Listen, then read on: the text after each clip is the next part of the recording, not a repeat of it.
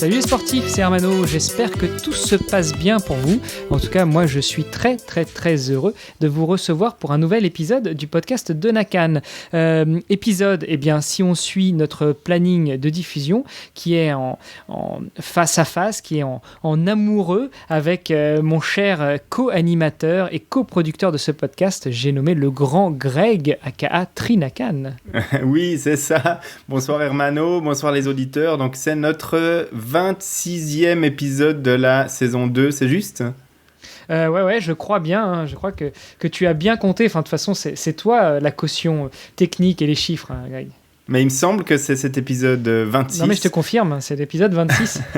Puisque, pour tout dévoiler à nos auditeurs, ce midi, on a enregistré l'épisode 27 déjà en anticipation. Ouais, exactement. Parce que pour tout leur dire de notre planification de podcast et comment ça se passe dans les décors, dans les coulisses, en fait, avec Hermano, on a un bout de fichier Excel. Hein. On va pas beaucoup plus loin pour l'instant dans la planification.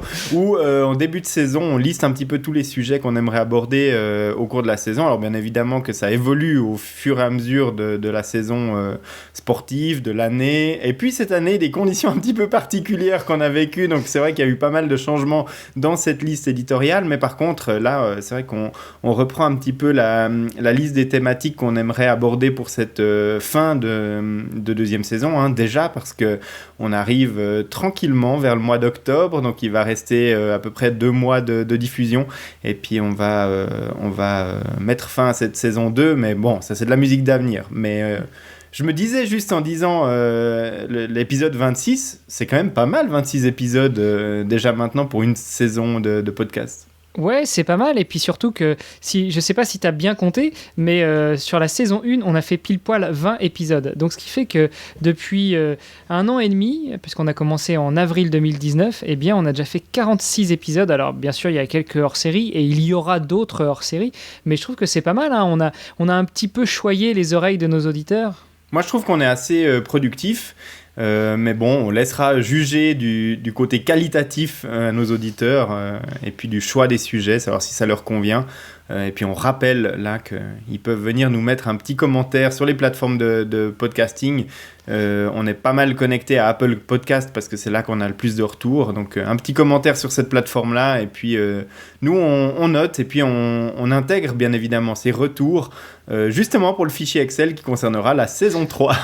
C'est ça, exactement. Et puis on a déjà des auditeurs qui nous ont parlé de certains sujets, et notamment un auditeur qui nous a proposé en saison 1 et qui m'a rappelé là en saison 2 de ne pas oublier de parler de l'alimentation de l'hydratation, et plus particulièrement l'hydratation sur les courses d'endurance et notamment le trail.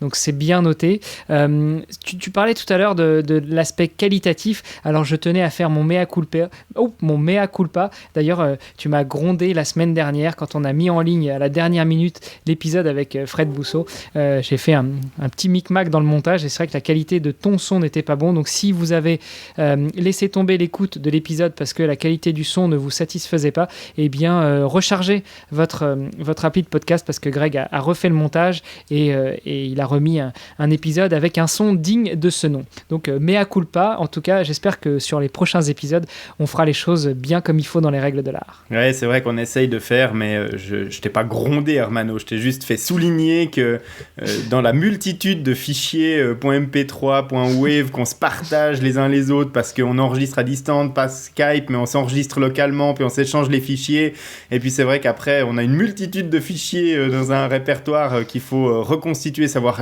quel fichier correspond à quoi, à quelle piste. Et puis c'est vrai que des fois dans le montage, vu qu'on fait ça de manière amateur et puis que des fois ça se passe un petit peu tard dans les fins de soirée, c'est difficile de savoir quel fichier correspond à quelle piste et puis lequel il faut utiliser. Donc voilà. Va. Mais tu sais, moi je suis sensible, hein, c'est pour ça. La moindre petite remarque, ça me fait un peu fondre en larmes. Je vais devoir être très attentif aux termes que j'utilise quand je me plains de la qualité audio de ma piste le lendemain chez Hermano. Bon, trêve de plaisanterie, je pense que là on a bien fait rire nos auditeurs avec notre petite bagarre de couple. Ce soir, je crois qu'on a un sujet un petit peu plus léger que les sujets habituels. On va pas trop parler technique, on va parler chiffres, mais pas forcément technique. Est-ce que tu veux nous dire un petit peu de quel sujet on va parler, Greg, ce soir ? Moi, je vais commencer par te poser une question, Hermano, parce que je sais que tu as déjà couru des marathons. tu es un homme qui court des marathons et qui en courra probablement encore. Est-ce que tu t'es jamais posé la question, en particulier à ce moment où tu arrives à l'indicateur du kilomètre 40, mais pourquoi diable il y a encore 2,195 km à courir quand je passe ce kilomètre 40? Alors, ce qui est pas mal, c'est que dans l'ère dans laquelle nous vivons, il suffit souvent de demander à une certaine Alexa ou à un certain Google ou à d'autres enceintes connectées, ou voire même juste tapoter avec ses gros doigts boudinés sur son smartphone pour avoir la réponse. Donc oui, je me suis déjà posé la question et je sais pourquoi maintenant. D'ailleurs, tu me l'as rappelé en off et puis tu m'as même donné quelques infos que j'ignorais totalement. Mais donc, du coup, tout ça pour introduire que le sujet de ce soir, ça va être à propos de chiffres et de distances, de courses et d'anecdotes relatives à ces courses, n'est-ce pas? Ouais, c'est ça. Donc, moi, je me suis un petit peu intéressé aux disciplines forcément que je pratique, ou en tout cas qui m'intéressent, et puis de me poser la question, mais pourquoi est-ce que on a des marathons qui mesurent 42,195 km et pas 40 km ou 42 km même, ou vraiment, s'il fallait cette distance-là, pourquoi pas 42,2 quoi. Mais voilà. Et puis c'était pareil pour différentes autres épreuves qu'on va passer en revue, parce que j'ai, comme toi, probablement, j'ai passé en revue Internet, probablement aussi quelques livres un peu plus conventionnels et physiquement j'ai touché le papier, notamment le livre d'un invité de notre saison 1 qui s'appelle Pierre Morat, qui a écrit le livre sur la course à pied, Free to Run, donc même nom que son film, que j'ai également visionné il y a quelques temps et puis qui m'ont donné des idées pour la thématique de ces distances. Donc voilà, quelques sources de données que j'ai utilisées pour les notes que j'ai sous les yeux pour cet épisode. Quelques sources d'inspiration. Bien. Du coup, sans autre forme de procès, comme disent certains podcasteurs, et notamment l'ami Guillaume Vendée, ce que je te propose, c'est de rentrer directement dans le vif du sujet. Tu nous as parlé du marathon et de sa fameuse distance de 42,195 ou 42,195 pour les plus francophones de nos auditeurs. Enfin, pour les plus français, parce que les francophones en dehors de France, en général, utilise justement cette numération, mais bon bref, tout ceci n'est que de la sémantique. Donc les 42 et quelque chose, est-ce que les et quelque chose, ce serait pas, je sais pas, pour placer les tables de ravitaillement? Alors non, pas tout à fait, mais moi ce qui m'a surpris surtout quand je me suis intéressé à cette question, c'est que cette distance, je pensais qu'elle était vraiment liée à l'histoire du marathon. Donc dans l'histoire, je pensais que ça datait vraiment de plusieurs siècles, que cette distance était ancrée, mais pas du tout. Et en fait, c'est souvent ce qu'on entend en fait. Ouais, mais cette distance vraiment fixée de 42,195 ou 195 mètres, eh bien, elle n'a été véritablement et finalement entérinée qu'en 1924 à Paris lors des Jeux Olympiques. Avant, un marathon, eh bien, ça pouvait se courir sur des distances qui oscillaient entre 38 et 43 km, 44 km, en fonction du parcours, en fonction de l'envie des organisateurs et en fonction de la configuration des lieux, probablement. Et en fonction du GPS qu'ils utilisaient, parce que ou plutôt à l'époque de l'appareil qui est de l'espèce de roue dont ils se servaient pour mesurer les distances. Ouais, alors ça effectivement, je me demande à partir de quand est-ce qu'on mesure très très précisément la ligne idéale d'un marathon. On sait que maintenant sur les grands major marathons, on a la ligne idéale qu'il faut courir pour vraiment courir cette véritable distance et pas faire plus de distance. Je sais pas à partir de quand c'est là. Par contre. Mais donc, pour revenir à l'histoire du marathon, donc on court sur la distance approximative du marathon depuis moins 490 ou moins 490, donc avant Jésus-Christ. Et puis l'histoire raconte que c'est Philippides, donc le messager grec, qui aurait rapporté la victoire contre les Perses à Athènes depuis la ville de Marathon, et puis que ce parcours-là, il l'aurait couru pour annoncer le plus vite possible la nouvelle, et que le parcours mesurait à peu près 40 km. Donc on n'était pas du tout encore dans les 42 et quelque chose. On était autour d'une quarantaine de kilomètres. Oui, parce que pendant près de 2000 ans, figure-toi, même un peu plus, eh bien, on court le marathon environ 40 km. Mais voilà, ça, même les premiers Jeux olympiques modernes, on court sur des distances qui ne sont pas forcément tout le temps les mêmes. Et donc, on n'a pas vraiment de record sur les parcours, puisque une fois, il peut faire 2 km de moins, une fois, 1,5 km de plus. Donc, difficile d'établir un record lorsque tu as 2 km de plus à courir. Alors, autant sur une piste, je peux comprendre que l'on ait des distances prédéfinies, que ce soit le 400, le 800, le 1500, le 3000 steeple ou le 10 000, et que ça, même si on remonte il y a très très longtemps, voire même aux premiers Jeux olympiques modernes, on avait des distances fixes et on pouvait effectivement comparer les différents records. Pour le marathon, est-ce que tu sais pourquoi est-ce que, en dehors d'avoir une distance fixe, les distances bougeaient? Alors, est-ce que c'est parce que c'est de la course hors stade et que du coup on faisait un petit peu avec les moyens du bord, ou est-ce que c'était une volonté des organisateurs d'augmenter le spectacle? Est-ce que si on parle de chiffres et d'anecdotes et d'histoires de la course à pied, est-ce que tu sais s'il y avait des marathons qui se couraient systématiquement en ligne droite ou en boucle? Ouais. Alors non, moi j'ai pas vraiment d'informations sur les parcours exacts et pourquoi ils mesuraient cette distance. Simplement, je pense que vu que c'est une distance hors stade, on faisait un petit peu avec les rues, avec les routes qu'on avait à disposition aux alentours de la ville haute des Jeux Olympiques.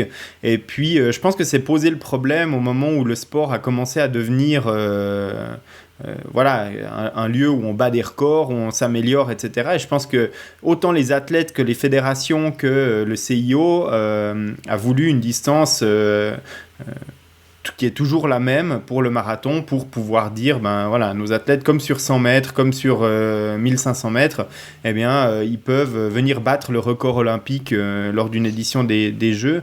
Et donc, du coup, là, on a décidé de maintenir cette distance qui est restée depuis 1924 de 42,195 km, mais d'où est-ce qu'elle est arrivée? L'histoire est très liée à la famille royale britannique, puisque cette distance-là a été pour la première fois courait le marathon à gauche, c'est ça, non?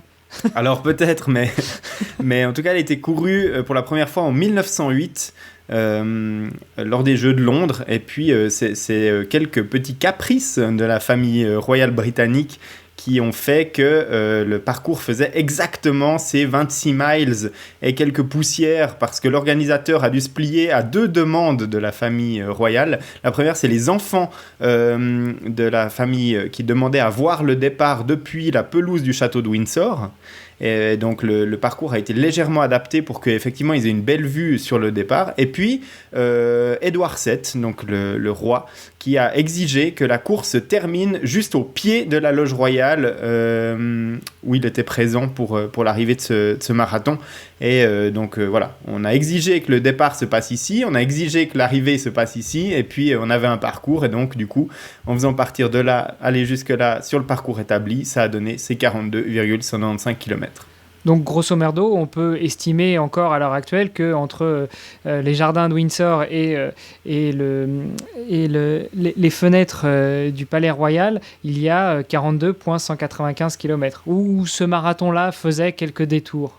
Alors j'imagine, parce que quand tu regardes la carte de Londres, tu te rends compte qu'il n'y a pas 42 km entre le château de Windsor et puis probablement le stade dans lequel il y avait la fameuse tribune royale où elle devait se terminer. Donc du coup, ça faisait probablement déjà un parcours un petit peu en zigzag à travers la ville, mais ce parcours-là avait déjà dû être fixé à l'avance. Et puis pour répondre aux exigences de la famille royale, voilà, ça s'est fixé là. Mais par contre, après, il y a encore 2 éditions des Jeux Olympiques qui ont été courues avec une distance qui oscillait encore un tout petit peu autour de cette distance officielle, les Jeux de Stockholm en 1912 et puis Anvers en 1920, où la distance n'était pas tout à fait exacte par rapport à ces 42,195. C'est que lors des Jeux de Paris en 1924 que finalement, à partir de là, les marathons se sont toujours courus sur cette distance de 42,195. Et moi, je vais perpétuer cette tradition, je l'espère très fort,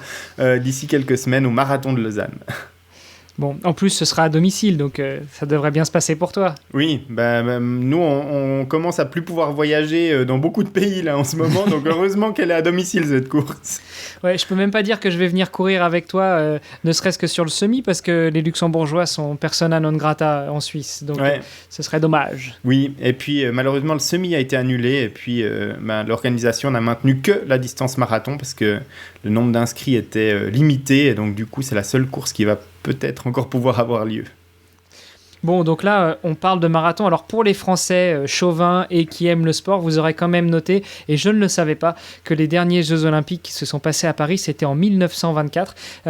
C'est acté depuis maintenant 4 ou 5 ans que les prochains auront lieu à Paris en 2024. Donc, c'est un beau clin d'œil quand même de savoir qu'il y a un siècle qui sépare ces 2 éditions des Jeux Olympiques à Paris. Voilà, c'était mon petit clin d'œil pour mes amis français dont je fais partie. On a parlé du marathon. Oui. Je crois qu'on voulait aussi parler d'autres distances, notamment en course à pied. Alors, on a intégré le marathon déjà à un triple effort qu'on connaît assez bien tous les deux, parce qu'il y a un format de triathlon qui se termine par un marathon. Est-ce que ça te parle ? Alors surtout toi, tu le connais pour l'avoir pratiqué. Moi, je le connais pour avoir tenté d'y aller et puis avoir déclaré forfait à une semaine avant mon objectif. Mais je crois que tu veux nous parler des triathlons dits distance Ironman. Oui. Est-ce que tu sais d'où ça vient ? De quoi ? Le nom Ironman ? C'est un Marvel ou un comics, non ? Ouais. Alors la confusion est souvent faite quand on parle d'Iron Man et puis que les gens voient le type avec le costume rouge et gris métallisé. Mais non, c'est pas de là que ça vient. Non, écoute, je pense que tout triathlète qui se respecte déjà rêve un jour d'aller fouler le sol hawaïen. Et puis, oui, l'Ironman, en tout cas la distance Ironman et l'Ironman originel, bref, a eu lieu à Hawaï avec, je crois que c'était 4 ou 5 copains qui faisaient partie des forces spéciales américaines et qui s'étaient lancé le défi de nager entre 2 îles et puis de faire le tour d'une île en vélo et enfin de courir sur cette même île dans un autre sens. Mais comme par hasard, ça donnait des distances que l'on connaît actuellement. Ouais, alors t'es pas très très loin en fait, Hermano. Ton histoire se rapproche de l'histoire que j'ai pu lire de la création de l'Ironman. C'est effectivement des militaires stationnés à Hawaï qui s'affrontaient lors de discussions de fin de journée, peut-être très légèrement un petit peu arrosées. Alcoolisés. Exactement. Et puis il y avait parmi ces marins des sportifs qui participaient aux différentes épreuves autour de Waikiki, donc une des îles de l'archipel de Hawaï. Et parce que pour recentrer le débat, il faut préciser à nos auditeurs que maintenant, l'Ironman d'Hawaï, les championnats du monde qui ont lieu le 2e week-end d'octobre, si je ne m'abuse, ont lieu sur l'île de Kona, mais ce n'est pas l'emplacement original où a été créé l'Ironman. Ouais, alors ça, c'est la grande déception de toutes les personnes qui vont participer à l'Ironman de Hawaï, qui s'appelle maintenant Ironman Hawaï ou Ironman Kona. Eh bien, c'est que malheureusement, c'est pas l'Ironman originel, parce que le premier se déroulait depuis Waikiki, et c'est dans un bar de Waikiki que se sont bagarrés verbalement ces différents militaires qui pratiquaient 3 épreuves sportives différentes qui avaient lieu à Honolulu. Et le premier, c'était la traversée de la baie, en fait, le Waikiki Open Water Swim, qui traversait la baie et qui fait 3,8 km de natation. Le deuxième, c'était la course cycliste qui s'appelle Around Oahu, et qui mesurait 185 km. Et puis la troisième, c'était le marathon d'Honolulu. Et voilà, le marathon, maintenant on en a parlé, il faisait 42,195 km. Oui, parce que le premier Ironman, c'était en 76, je crois, 76. Et donc, on avait déjà les distances officielles du marathon qui étaient de 42,195. Exact. Donc, il est décidé de créer. En fait, c'était en 78. John Collins, donc qui est le militaire en question, qui crée une version adaptée de ces épreuves pour pouvoir les enchaîner les unes après les autres, parce qu'ils n'arrivaient pas à se mettre d'accord sur laquelle des trois était la plus difficile. Donc, ils ont décidé de les enchaîner les trois, et puis celui qui terminerait premier, eh bien, serait désigné comme étant le sportif le plus héroïque de l'équipe. Et donc, du coup, il fallait enchaîner ces 3,8 km de natation. Cette course cycliste qui a été ramenée de 185 à 180,2 km. Et puis ensuite, le marathon d'Honolulu, dont le parcours a été légèrement modifié pour partir depuis la plage. Et c'est Gordon Haller qui remporte cette toute première édition de l'Ironman, donc qui s'est déroulée sur l'île de Waikiki en 11h46. Loin des temps des plus rapides maintenant qui gagnent en moins de 8 heures. Moins de 8 heures, ouais. Alors effectivement, maintenant, il faut bien imaginer que ces sportifs-là étaient entraînés que dans une des trois disciplines, hein, puisqu'ils se bagarraient pour savoir laquelle était la plus difficile. Et puis, on l'a dit, c'est un petit peu le côté moins chouette pour le mythe, hein, c'est que pour des raisons logistiques, puisque le succès a été assez rapide par rapport à cette course, malgré les distances qui sont longues, eh bien, Collins a reçu énormément d'inscriptions déjà pour l'année suivante, donc 79 ou 79. Et puis, dès 1981, il doit déplacer l'Ironman sur l'île de Kona pour avoir plus de place, pour pouvoir mieux gérer la partie logistique. Et donc, depuis l'année 81, c'est le parcours qu'on connaît sur l'île de Kona. Alors moi, vu qu'on parle de chiffres, et c'est quelque chose dont on a parlé avec la communauté des hamster runners, comme définit Bertrand Soulier, eh bien, il y a un de nos auditeurs qui nous a demandé est-ce que vous savez ce que c'est que 26,1 miles. Donc on l'a dit tout à l'heure, 26,1 miles, c'est la distance du marathon. Et du coup, moi, je me suis amusé à leur lancer une autre devinette qui était est-ce que vous savez ce que c'est que 140,6 ? Parce qu'on parle toujours dans le langage triathlétique, un peu d'endurance et voire même de longue distance, du Half Ironman ou du 70.3 ou 70.3, mais on parle jamais d'un Ironman comme étant un 140.6. Et donc, je pense que c'était bon à rappeler que 140.6, c'est la distance c'est cette fameuse distance combinée de l'Ironman qui est finalement 140,6 miles et qui correspond à 26 miles de course à pied, 2 miles de natation, et puis vous faites la différence pour le vélo. Oui, c'est exactement ça. Donc oui, en fait, on voit plus aux États-Unis, les Américains portent plus facilement des t-shirts ou alors ont des autocollants sur leur voiture avec la notion 140.6. Nous, on parle vraiment d'Ironman. Parfois, on entend la distance de 226 km, qui est la distance cumulée en kilomètres pour l'Ironman. C'est vrai que le 140.6, on l'entend un petit peu moins du côté européen. Mais aux États-Unis, oui, si tu parles de 140.6 à quelqu'un qui fait du triathlon, il va te répondre que c'est la distance de l'Ironman.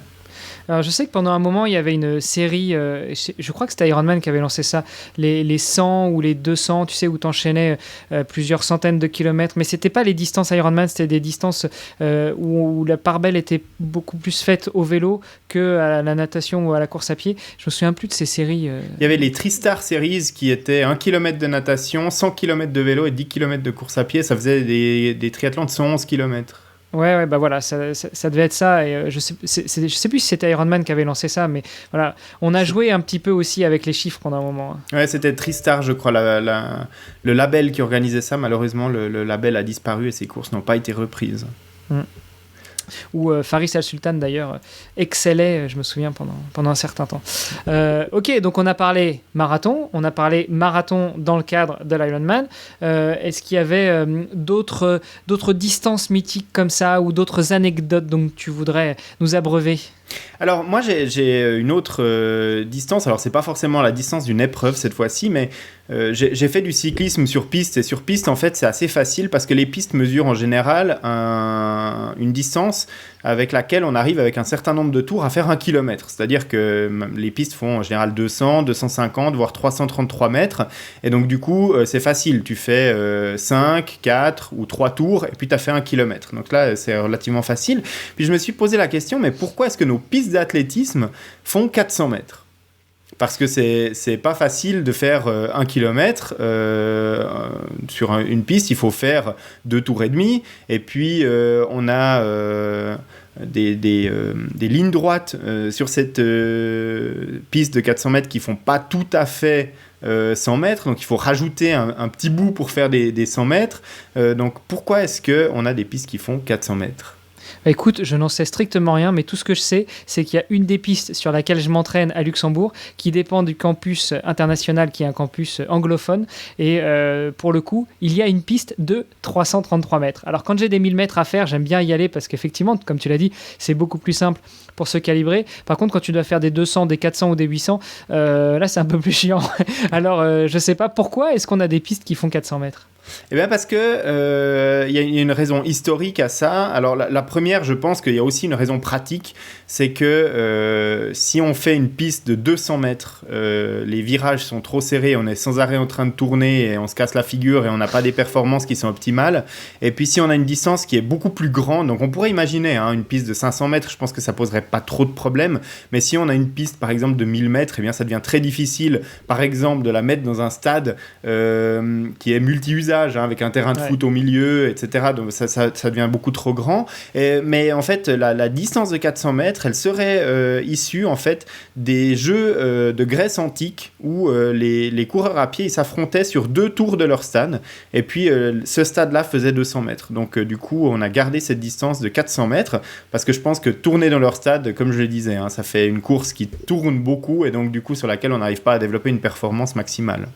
Là, la force centrifuge. Voilà, exactement. Et puis, il y a une petite anecdote aussi, c'est qu'une piste de 400 mètres ne fait pas 400 mètres. Et non. Là, écoute, tu m'embouches un coin.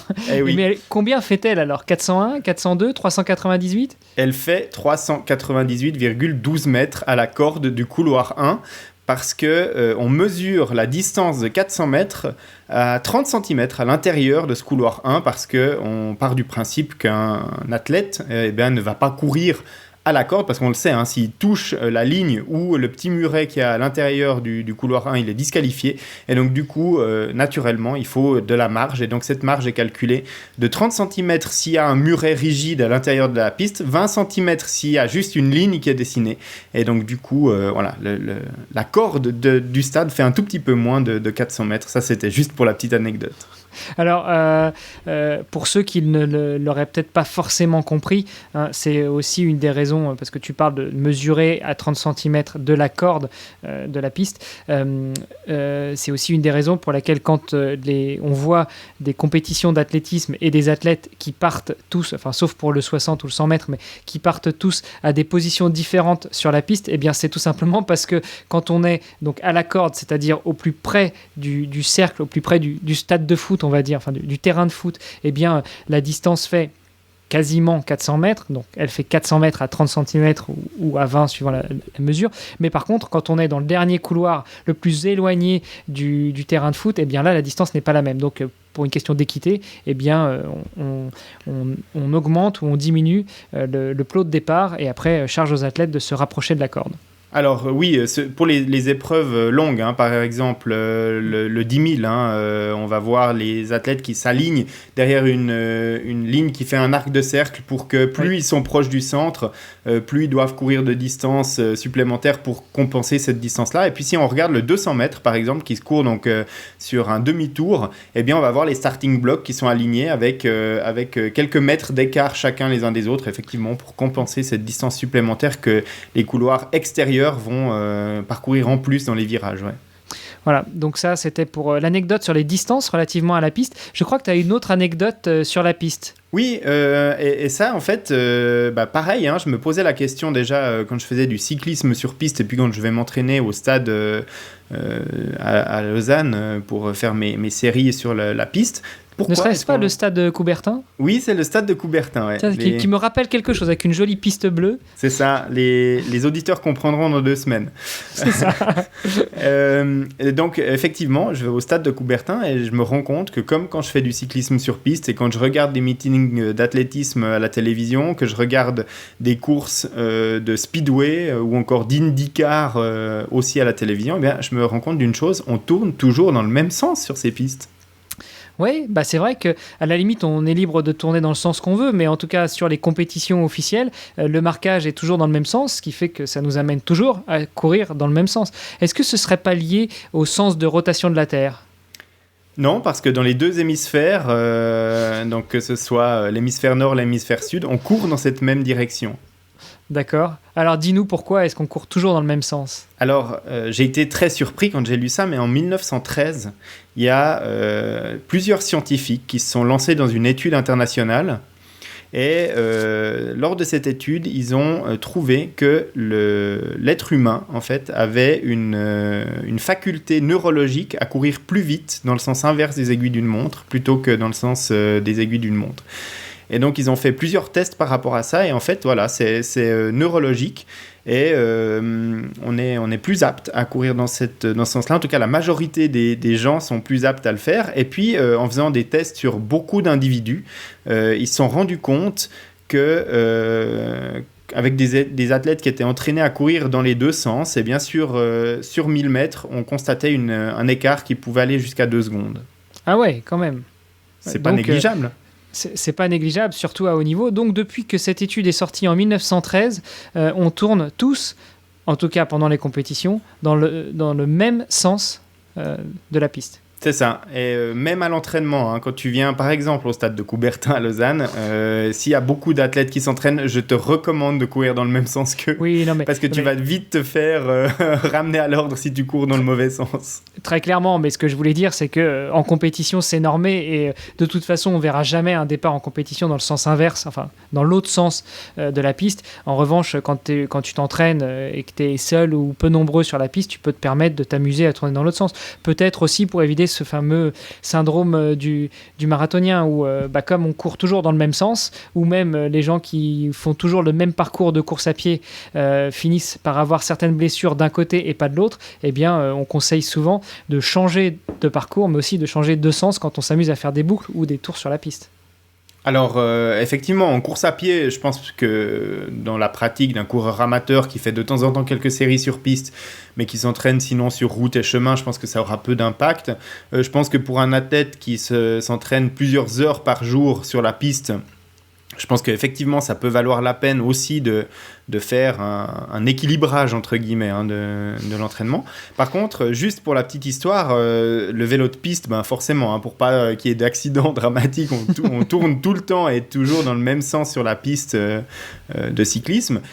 Par contre, une fois, lors d'une initiation, on nous a dit maintenant, vous tournez vos vélos et on va tourner dans l'autre sens. Je t'assure, Hermano, qu'il y a aussi un conditionnement psychologique et habitude. Et en fait, tu sais quasiment pas rouler dans l'autre sens. Ah bah oui, j'imagine. Ouais. J'imagine. Ouais. C'est la beauté du corps humain et notamment, enfin, on en parlait avec Bertrand dans l'épisode de compte rendu de notre swimrun de dimanche dernier. C'est comme travailler les transitions en triathlon, quoi. Le triathlète amateur qui se dit que il y a une transition, c'est pas grave, on va la gérer, ne la prépare pas. En revanche, un triathlète d'un niveau un peu plus élevé, ou voire même les triathlètes professionnels, travaillent ces transitions pour être conditionnés, pour savoir exactement ce qu'il y a à faire quand tu sors de l'eau, ou ce qu'il y a à faire quand tu poses ton vélo, ou ce que tu vas avoir à faire quand tu vas passer de la zone de transition de vélo à la zone de transition de course à pied. Et on sent bien ce conditionnement déjà là en triathlon au moment des transitions. Alors oui, je te laisse, j'imagine très bien ce conditionnement quand tu fais du vélo de piste et qu'on te demande de courir dans l'autre sens. Ouais. Et là, c'est encore pire que sur la piste en course à pied. En course à pied, déjà, ça fait bizarre. Mais bon, tu arrives à courir, je veux dire. Mais sur le vélo, avec les virages qui sont très inclinés, et puis la force centrifuge qui te colle à la piste, et puis voilà, cette habitude de tourner les jambes dans le sens inverse des aiguilles d'une montre pendant plusieurs saisons, le jour où on te fait tourner dans l'autre sens, c'est vraiment presque désagréable, quoi. Mais alors attends, il me semble que dans les... Non, il n'y a pas de... Même, non, je dis des bêtises. Dans les poursuites, ils ne se croisent pas, ils tournent tous dans le même sens. Donc il y a vraiment intérêt. Non, ils partent à deux endroits différents de la piste, oui, mais c'est ça. ils tournent tous dans le même sens. Ouais. Ils partent exactement sur les deux lignes droites opposées. Ouais. Et puis on les voit passer leurs lignes respectives pour pas qu'ils bénéficient de l'aspiration l'un de l'autre, mais effectivement, ils tournent dans le même sens. Ils ont plutôt intérêt à tourner dans le même sens. Ok. Donc là, on a fait le tour des chiffres et des anecdotes sur la piste, enfin sur les pistes. Qu'est-ce que tu nous as préparé d'autre comme jolie anecdote ? Bah écoute, pour l'instant, je crois que ça fait déjà pas mal. J'ai regardé un petit peu l'histoire du triathlon distance olympique. On sait que le triathlon est devenu une discipline olympique en 2000 lors des Jeux olympiques de Sydney. Et puis je me suis posé la question de savoir pourquoi, puisque le triathlon original, originel, le premier c'était un Ironman, et pourquoi est-ce qu'on n'a pas fait des divisions de cette distance Ironman. Il y a des histoires de fédération, parce que lorsque Collins a créé le label Ironman, la marque Ironman, eh bien la Fédération internationale de triathlon, elle, s'est créée en parallèle, et puis du coup ils se sont jamais vraiment entendus ni sur les distances ni sur les règlements, et donc du coup c'est la Fédération internationale de triathlon qui a été mandaté par le CIO pour organiser le triathlon olympique. Et en fait, j'ai regardé un petit peu pourquoi on avait choisi cette distance de 1,5 km de natation, de 40 km de vélo et puis 10 km de course à pied, et pas quelque chose qui se rapproche plus de la distance originelle de l'Ironman. Et en fait, c'est pas hyper intéressant, c'est pas aussi drôle qu'une discussion dans un bar pour savoir qui est le plus fort, mais c'est tout simplement de faire une épreuve qui permet de par sa distance, déjà de vraiment faire une différence entre les athlètes, mais qui reste d'un format acceptable pour les médias, les spectateurs, et puis la logistique et l'installation technique de Jeux olympiques. Parce qu'on imagine bien que lors de Jeux olympiques, d'organiser une distance Ironman, déjà c'est compliqué. Soit il faut faire un multiple fois une boucle courte et c'est pas vraiment passionnant pour les athlètes, ou alors il faut boucler 180 km de route pour faire un parcours vélo et c'est compliqué. Et donc du coup, on a choisi une épreuve qui soit sympa à regarder à la télévision et qui dure pas toute une journée, et puis qui permette quand même aux athlètes de s'exprimer. Donc voilà. Et d'ailleurs, vu qu'on parle de triathlon olympique, de distance olympique, je ne sais pas si nos auditeurs l'ont déjà noté, mais c'est aussi souvent cette distance-là qui est support de Coupe du Monde ou de Championnat du Monde, ou même des courses de Grand Prix, comme on appelle en France, donc qui est finalement un peu le championnat national. Il s'avère que ce genre de course se passe souvent pas en même temps, mais sur les mêmes week-ends que le même type de course, mais pour les amateurs, où évidemment les amateurs ne concourent pas en même temps que les élites. C'est quand même très élitiste le triathlon. Par contre, ce n'est pas toujours le même parcours, et notamment pour cette raison de satisfaire les médias et le public, là où sur le triathlon distance olympique, mais réservé aux amateurs, on va avoir une vraie boucle de 40 km en vélo, sur la partie réservée soit au Grand Prix, soit à des courses des manches de championnat du monde, on va avoir 40 km de vélo soit, mais plutôt en 4 boucles de 10 km. Ouais, alors j'ai participé en tant que bénévole au championnat du monde de triathlon qui ont eu lieu il y a 1 année et demie à Lausanne, et qui était vraiment le cadre des championnats du monde, une manche de championnat du monde ITU. Et effectivement, moi j'étais juste bénévole au ravitaillement, donc je tendais les bouteilles d'eau aux athlètes, et notamment aux athlètes pros. Donc il y avait les frères Brownlee de Grande-Bretagne, il y avait sur la course femmes, il y avait Nicolas Spirig qui est championne et vice-championne olympique. Il y avait vraiment des grands noms du triathlon. Et en fait, le cahier des charges pour donner une bouteille à un athlète, il fait déjà 3 pages, je pense. Donc, l'organisateur technique, et on pourra poser la question à un de nos futurs invités qui sera très bientôt dans le podcast, on pourra lui poser la question, qu'est-ce que ça représente le cahier des charges total d'une manche de championnat du monde ITU pour l'organisateur d'un triathlon. Mais c'est gigantesque. Le parcours doit faire tant, la sécurité doit être telle et telle, la boucle doit avoir un dénivelé de temps, mais tant la zone de transition doit faire tant de mètres de large, tant de mètres de long, mais c'est vraiment, c'est un annuaire téléphonique au niveau de l'épaisseur avec des directives techniques.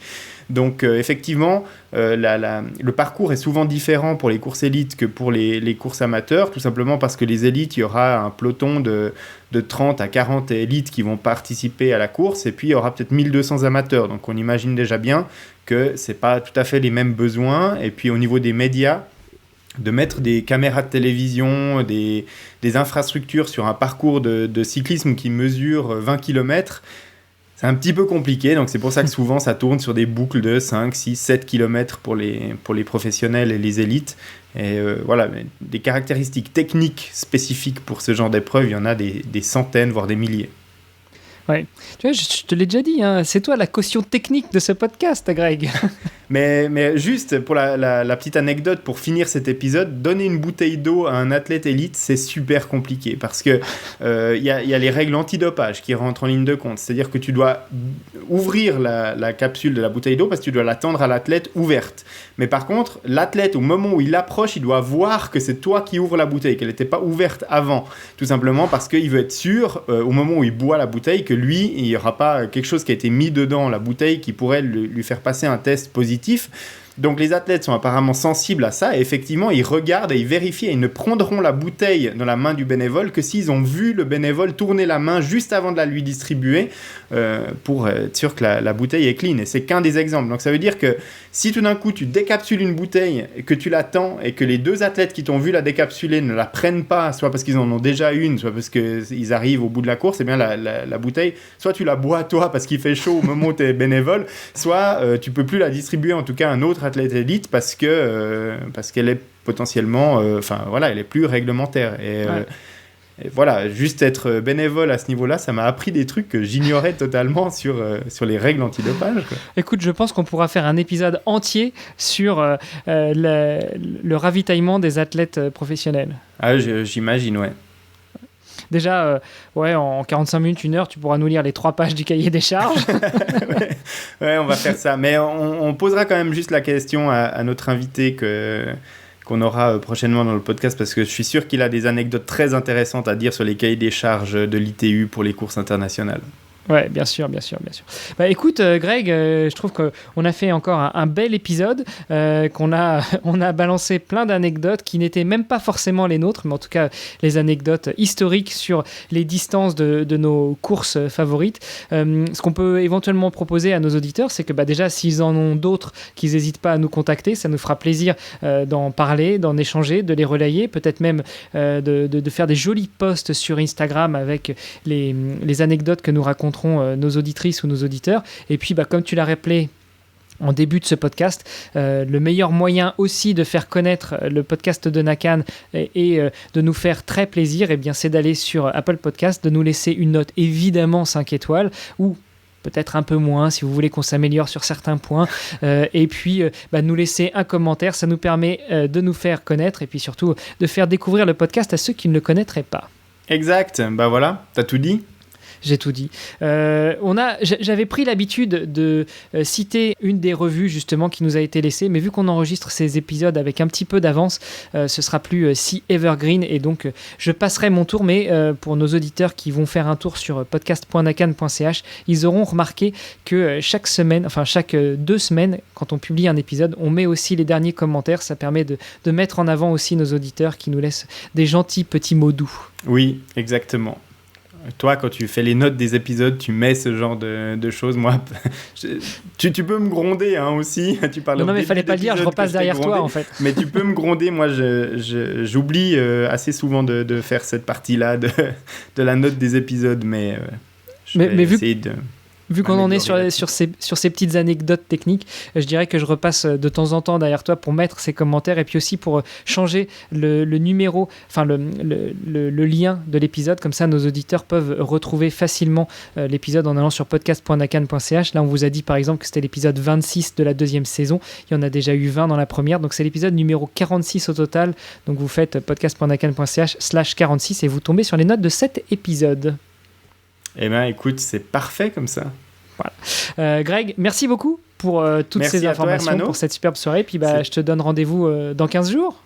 Oui, dans 15 jours, t'en as parlé. On a déjà enregistré l'épisode qu'on diffusera dans 15 jours. On avait un invité qui nous a parlé de sa carrière de triathlète pro. On a appris plein de trucs et puis on l'a enregistré au stade de Coubertin, que tu voilà, as évoquées tout à l'heure. Dans des conditions plutôt agréables et exceptionnelles. En tout cas, pour toi, moi, j'étais coincé dans mon petit bureau entre deux lingettes pour nettoyer mon siège une fois que j'aurais fini l'utilisation. Mais vous étiez à la fraîche avec les petits yozio qui chantaient. Exact. Alors, tout ça, c'est à découvrir dans 2 semaines. Et puis, d'ici là, je te souhaite... une bonne semaine et de bons entraînements, tiens. Exactement, sur une piste de 333 mètres. Éventuellement, une bonne récupération de tes swimruns que tu as été réalisé il n'y a pas longtemps. Et puis, à dans 2 semaines. À dans 2 semaines. Ciao, ciao. Ciao.